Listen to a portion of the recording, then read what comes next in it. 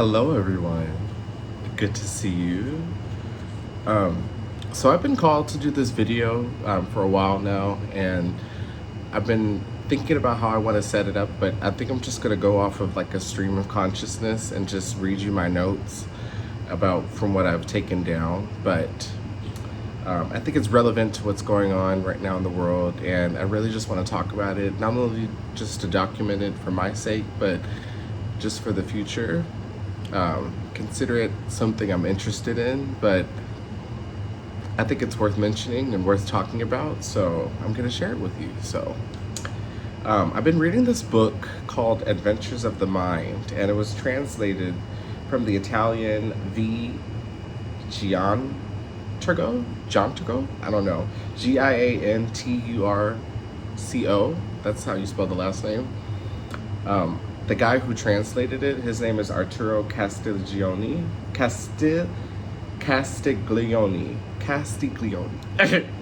Say that 5 times fast. This is the book.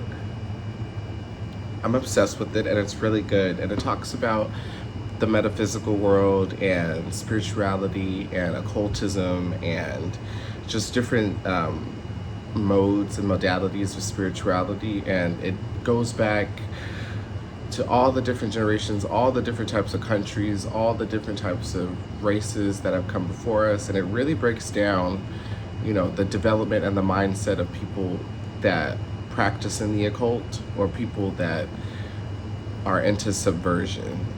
So I'm just gonna read you some passages, and it's up to you to take what you mean or take what you want from it and say how you feel. But in the beginning, it goes over magic, and it defines what magic is, and I'm just gonna read. So if you care, great. If you don't, great. So it says, some conceptions to be found in all primitive people. Stupid iPhone. So it says, some conceptions to be found in all primitive peoples point to the existence of a biological human type quite different from those whose vestiges have been preserved. Thus, we find everywhere the traditional belief in a bisexual being, the hermaphrodite. You could also, count that as trans as well, trans people that have both male and female or who are in transitioning. All ancient peoples imagined the hermaphrodite as a supreme deity who ruled over life and death. In the Hebrew tradition, a trace of which is to be found in the book of Zohar, which is, if you want to go down a rabbit hole, read the Zohar. But it is said that according to ancient belief, the first human being was bisexual. This desire, dream, in the tradition of magic, mystic, and supernatural bisexuality is preserved throughout the centuries and probably originated in the psychological and physiological bisexuality of the human race. Wen Chui, I don't know how you say his name, Windhuis, has made an interesting contribution to the subject in his book. It's in German, so I can't pronounce that. Quoted, when the miraculous physical and spiritual paths of salvation and of healing of attempts to concentrate the emotional faculties on the single aspiration for a better life on earth does not appear possible, it leads to aspiration for a future life, the beyond, which offers a just recompense with rewards for those who have suffered and eternal punishment for sinners, other anti-ethical and antisocial attempts at revolutionary adventures occur. The rise of the Antichrist against the Messiah. An alliance with evil forces. When the help received from religious faith or from moral and social laws appears insufficient, that's why they go to the Antichrist or dabble in different modes of spirituality, which is, it could either be benevolent or malevolent. Malevolent being bad, benevolent being good. Diabolical magic, which is bad. The covenant with the devil assume an infinite number of names and guises. It is an attempt to overthrow all moral laws, to attack all constituted orders, and to destroy individuals or groups of individuals, families, clans, or ethnic groups, or races or social classes that seem to hinder this new program. which is again New World Order and spirit cooking the Antichrist.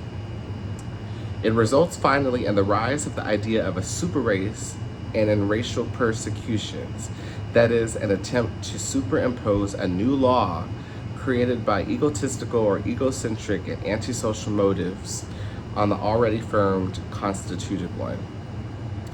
Fear is the dominant factor and the primary cause in the history of the adventures of the mind, or at least creates the environment in which they develop most easily. The secret of the success of great magicians lies in the fear that preexists in the environment and is determined by exterior facts, and in that fear which they create artificially to defeat or dominate the group. But the most important characteristic of magic, from the psychological viewpoint, that which must be emphasized if we want to understand its evolution, is the preexistence, the premise of a special state of mind which originates it and upon which it is founded. It is a psychological state in which the critical faculties either are not yet born or have been abolished or greatly impaired, while emotional and imaginative powers are excited to the maximum degree of intensity. It is a state of mind that is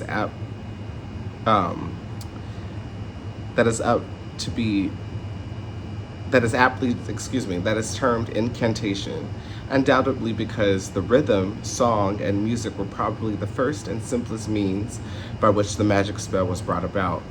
So rhythm, incantation, music, sound, song is a way to cast divination spells and is one of the earliest forms of magic practice. Names have tremendous importance because of their power to determine and fix the place of the individual in the group and to distinguish him from its other components. Names have a spell and a mystic power. They are both words and symbols. It is characteristic that on the mass, the individual loses his conscious personality. Tendency toward the immediate realizations of suggested ideas gets the upper hand. Contagion, an easily ascertained phenomenon analogous to hypocrotal conditions, spellbinds the masses to the extent that the single individuals lose not only their faculty, but any comprehension of their own particular interests. So it's brainwashing, thoughtlessness, mass control of the population. The individual becomes, as Le Bon says, a will-less automation, and even persons who, when taken alone, are altered and refined identify themselves with the herd. When part of the mass and their critical and intellectual faculties are noticeably impaired. The mass, as Freud so cleverly observes, is easily swayed and therefore nothing appears improbable to it. It knows no doubt or uncertainty. It thinks of concrete images and not of abstract concepts, and these images succeed one another through uncontrollable and uncontrolled association, as in dreams and hallucinations. The spells characteristic of the influence of drugs or special psychological moods, congenital or accidental, become through contagion and the reciprocal action of individuals and group, a collective fact. So remember that, a collective fact. This becomes contagion, and this idea becomes a collective fact. And thus the group of the masses, or the masses, provides a particular milieu favorable to magic. Freud has asserted that often escape from conflict may lead to neurosis, hysteria, morbid compulsion, anxiety neurosis, or to insanity like paranoia, melancholia, and manic depression. In groups and in crowds, similar imitated or suggested pathological state may be brought about by the surroundings or by psychological causes rather than by physiological factors. Crowds then live in a world essentially unreal or imaginary, and their conception of facts is essentially fantastic. History proves that all facts by which history proves that all facts which, by worsening the conditions of the individual or collective life, first stimulate, then lower the critical faculty, bring about as a consequence a greater need for the supernatural and the reliance on the Antichrist or magic, and hence increase any magician's power. This is also the case with the individual who, after a serious illness or grave disturbances in his economic, physical, or emotional existence, becomes an easier victim of hallucinations and allows suggestion to dominate him, and resorts to what is rightly called an artificial paradise, that is, to intoxicating drugs. If we examine the essential and characteristic facts of antisocial magic, we shall see that they may be grouped in the following manner. Number 1, the external climactic or economic conditions creating a state of depression or mistrust in social laws which appear unjust, useless, or harmful. Number 2, the conditions of the individual or the crowd which render them open to any suggestion of possible escape from a danger or menace by making available to their superhuman or supernatural assistance as mysterious or unknown, improbable and inexplicable as the danger or threat itself. Number 3, the presence of a suggestion or suggester, wizard, seer, or leader of more than one, convinced of the truth of his own opinion, his point of view, and of the infallibility of his success. He exercises a collective suggestion through promises, threats, all the arsenal of suggestive means that arouse the instincts of the unconscious, influence the emotions, and suppress criticism. Number 4, the construction of a system of terms, figures, or objects which acquire symbolic and magic power and are used rigidly to establish, in a directly suggestive form, the essential principles of the antisocial laws and their aims. Number 5, the creation of a state of collective spell of mass suggestion analogous to conditions of intoxication or of contagious infection in which the critical faculty is abolished or diminished. There we go, the critical faculty being diminished again. Brainwashing, bots, NPCs walking around, those types of people. This phenomenon is cleverly exploited by persons able to judge the consequences and profit by them for the purpose of increasing their own power and enchanting the masses by violent means which are suggested by danger and rendered acceptable by the state of depression. And then number 6, the formation of a state of reciprocal suggestion between the leader and the masses. The latter, through their collective action and their violent support, which implies a threat in case of failure, strongly bind the leader to his program and promises, and at the same time menace him if his system should crumble and his promises fail. So once again, it's this magical leader, spiritual guru, whoever you want to call it, whatever you want to call it. These people, it's basically explaining how these people achieve power and how they control it, the suggestive masses, and how they're able to influence the suggestive masses. The book then goes on to say, since the exhaustive and documented studies of Freud and his school, there can be no doubt that emotional events with their accompanying impressions leave deep and lasting traces in the individual, even when they reach him as a child incapable of reasoning, and remain even when he has lost all memory of the events themselves. We also know that an impressive event which took place during early infancy and brought about an often unperceived emotional shock, psychic trauma, is sufficient to modify the mind of the individual and to cause pathological manifestations many years later. It is in this way that Freud explains the the origins of some elements in the symptoms of psychoses. The history of mental epidemics bears a close resemblance to the history of epidemics of contagious diseases. Certain conceptions and acts of the adult which seem strange, unreasonable, and sometimes monstrous to us can be explained by comparing them with acts of individuals affected with mental diseases, which are almost always deviations in development, or by closely scrutinizing the mind of a child and its manifestations and discovery the gem of the ideas to which these acts are related. The explanation lies on the conditions that have determined the physical and mental trauma that peoples have undergone. The human mind preserves, changed or unchanged, but always alive, the traces of everything that has been entrusted to it. Though it is difficult to define exactly and within the limits of the meaning of the word magic, it may be affirmed that it represents the efforts made during a certain permanent or transiting state of mind to achieve the realization of a wish in a world in which there exists no boundaries between the real and the unreal. Magic postulates as necessary on one side a magic factor and, on the other side, the abolition or absence of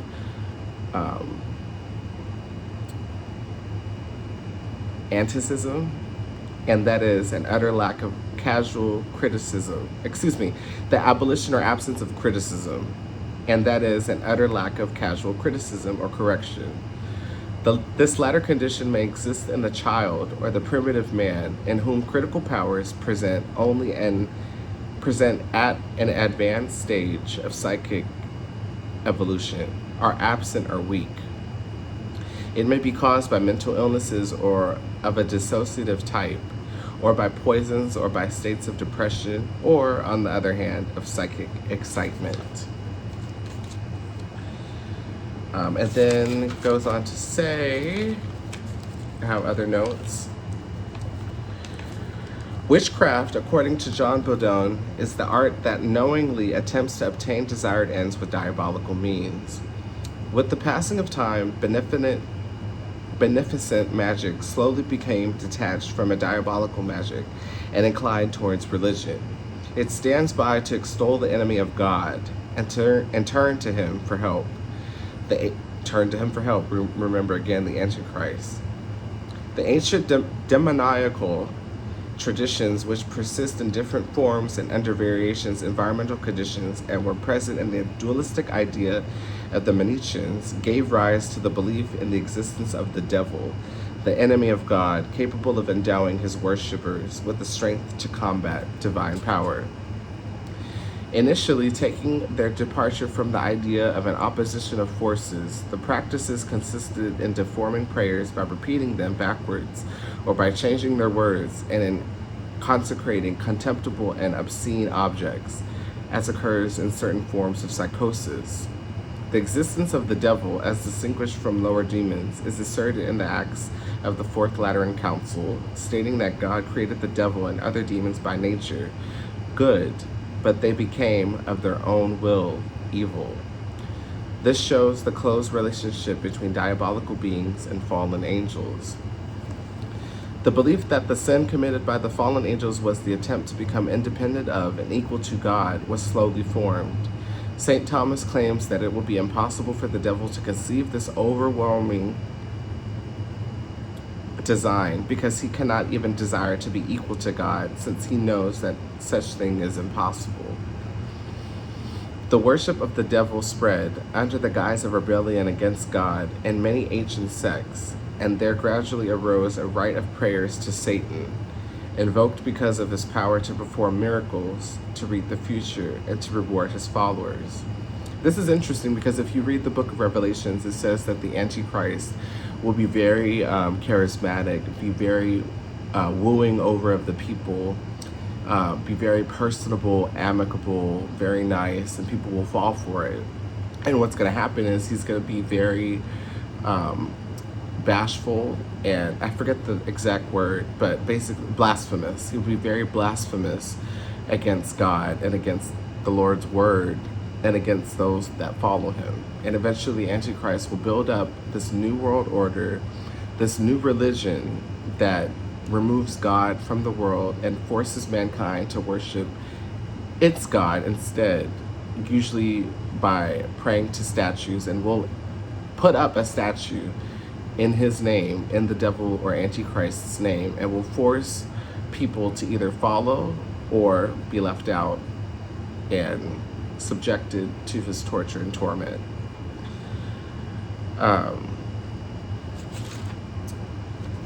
Let's see.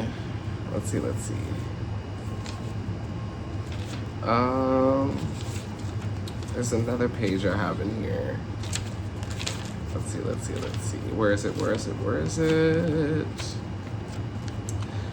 We are justified in concluding that in many cases of primitive and ancient prophecy, attested by historical evidence, oracular sayings were actually hallucinations of psychopathic individuals. Among many peoples, the insane were regarded as seers. Magic divination fell into two categories. One, crypesthesia, i.e. telepathy, precognition, rhabdomantic phenomena, premonitory dreams, and others. And I think that's as far as I went, yeah. This book is really good. It talks about a lot of different things, but those are the things that stood out the most to me, that resonated the most with me, that I felt the need to share, especially during these times. I think we're at a point where people will start being honest with their hatred towards God and their worship towards the devil. I think that we will reach a point where people will be, more honest and straightforward with their beliefs and saying, yeah, I don't believe in God.